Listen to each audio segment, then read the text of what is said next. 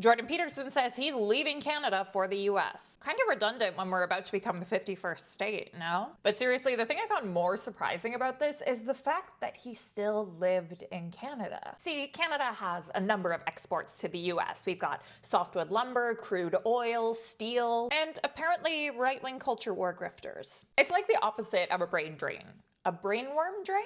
But don't just take my word for it. When the New York Times ran a piece in 2019 titled "The Making of a YouTube Radical," it featured 25 photos of major right-wing YouTube influencers. My friend Luke LeBurn, an editor with Press Progress, analyzed these images, and he found that 40% of those featured in these images were Canadians. Personalities like Lauren Southern, Candice Malcolm, Faith Goldie, Jordan Peterson, Evan McInnes, and partially Steven Crowder. Oh, and remember those names from the US DOJ indictment? You know, the one about Russia allegedly paying right-wing influencers to spread its talking points? Well, one of the people who founded the media outlet at the heart of all that was Lauren Chen, who is, say it with me now, Canadian. I mean, even the guy Ben Shapiro teamed up with to make that extremely cringe rap is Canadian. Anyways, back to Peterson. When discussing his decision to leave Canada, 3 big reasons came up. First, the fact that he got admonished by the professional organization responsible for licensing psychologists in Ontario for making, I kid you not, a joke suggesting someone,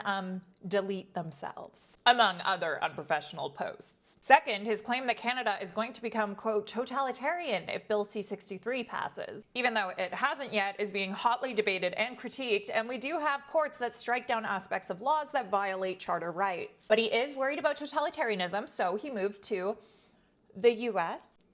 Okay. Third, Peterson also said that a bunch of his neighbors really didn't like him. I'm less popular in my own neighborhood than I am anywhere else in the world. But really, let's be honest here. While being a psychologist and university professor can pay quite well, being a right-wing grifter can pay much, much more. I mean, I did the math from a video in 2018 where Jordan Peterson was asked how much money he was making at the time, and according to what he claimed, he was making at least $435,000 per month. And that's while he lived in Canada.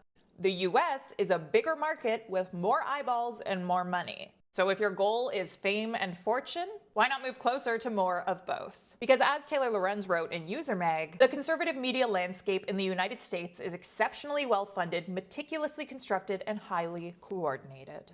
You are making a lot of money Yes, out of this. I certainly am. And so are a lot of other people. What do you think of all this?